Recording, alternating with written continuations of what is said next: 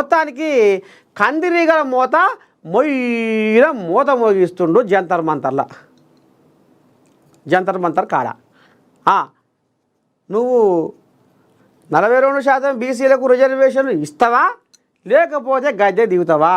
మేము ఇప్పుడు 4 నెలల పొద్దు రాష్ట్రపతి కాడ అది పెండింగ్లో పెట్టినావు.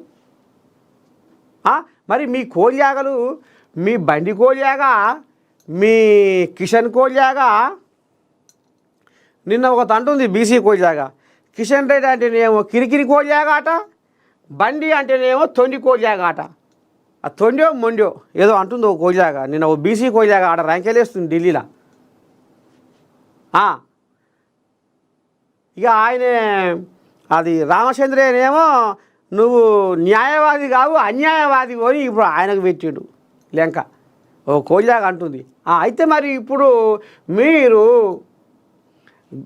ఆర్డినెన్స్ తీసుకొచ్చి కూడా గవర్నర్తో కూడా రాయబారం పంపిస్తే కూడా అవి కూడా పక్కేసి పండబెట్టిరు. ఇంతకు మీరు చేస్తారా లేకపోతే గద్దె దిగుతారా అని ఇక మొండి పట్టు మీద కూర్చున్నారు వాళ్ళు.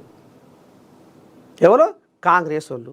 ఇక గుమ్మాయి చక్కాయని గుంపు కట్టి వాళ్ళని వీళ్ళను, ఆ పార్టీ వాళ్ళని ఈ పార్టీ వాళ్ళని, ఆ లీడర్ను ఈ లీడర్ను మొత్తం ఇండియా కూటమి వాళ్ళని మొత్తం కలగలిపి ఇక ఆడ కథ గంపిస్తుండు రేవంత్ అయ్య.